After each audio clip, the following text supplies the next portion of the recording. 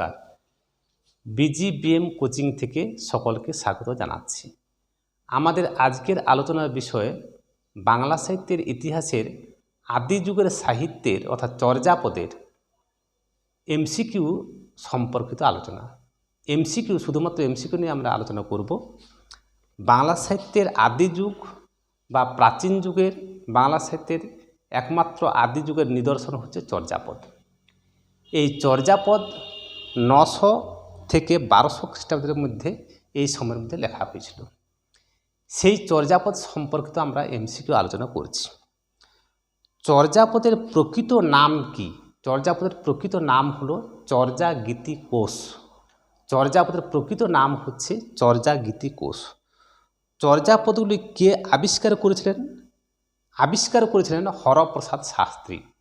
তিনি লিখেছেন সেটা নয়, কোন জায়গা থেকে পাওয়া গেছে অর্থাৎ সেই জায়গা থেকে তিনি আবিষ্কার করেছেন। চর্যাপদগুলি কে আবিষ্কার করেন? হরপ্রসাদ শাস্ত্রী। চর্যাপদগুলি কাদের রচনা?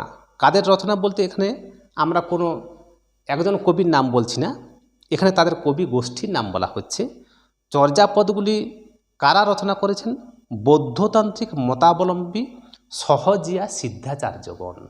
বৌদ্ধতান্ত্রিক মতাবলম্বী সহজিয়া সিদ্ধাচার্যগণ। চর্যাপদ কত সালে আবিষ্কৃত হয়েছিল? 1907 সালে, 1907 খ্রিস্টাব্দে। চর্যাপদ কত সালে প্রকাশিত হয়েছিল? 1916 খ্রিস্টাব্দে। চর্যাপদের প্রকাশক কে ছিলেন? বঙ্গীয় সাহিত্য পরিষদ। প্রকাশকের নাম বঙ্গীয় সাহিত্য পরিষদ। চর্যাপদের প্রকাশিত নাম কি ছিল?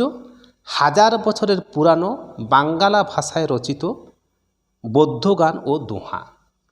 চর্যাপদগুলি বঙ্গীয় সাহিত্য পরিষদ থেকে কি নামে প্রকাশিত হয়েছিল? 1000 বছরের পুরানো বাঙ্গালা ভাষায় রচিত বৌদ্ধ গান ও দোহা। এরপর আমরা পাচ্ছি চর্যাপদের সময় আরও কি কি পুঁথি ছিল অর্থাৎ আবিষ্কারের সময়।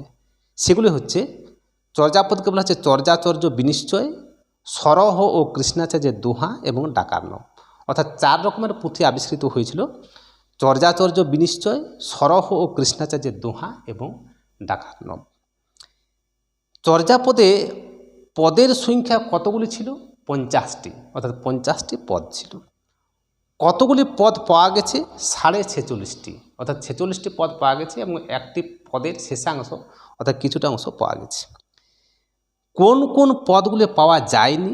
সেগুলি হচ্ছে 24, 25, 48 এবং 23 পদের শেষাংশ। তাহলে চর্যাপদের কোন কোন পদগুলি পাওয়া যায়নি? না, 24, 25, 48 এবং 23 পদের শেষাংশ। কতজন পদকর্তা ছিলেন? 24 জন। 24 জন পদকর্তা এই চর্যাপদগুলি লিখেছিলেন। কবিদের নাম কি ছিল? এখানে আমরা দুটো একটা কবির নাম বলছি: লুইপাদ, ভূসুকপাদ, কাহ্নপাদ, লাড়ি ডম্বিপাদ প্রমুখ। পাদ কথার অর্থ হলো কবি।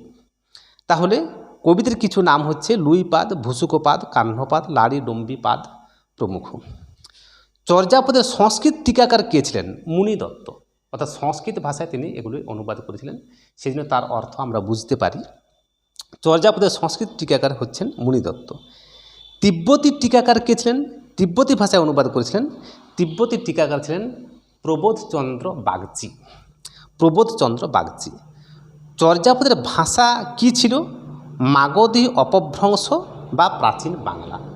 মাগধী অপভ্রংশ বা প্রাচীন বাংলা হলো চর্যাপদের ভাষা। বাকি পুঁথিগুলি অর্থাৎ সরহ, কৃষ্ণাচার্যের দোহা এবং ডাকার্ণব, এগুলির ভাষা কি ছিল?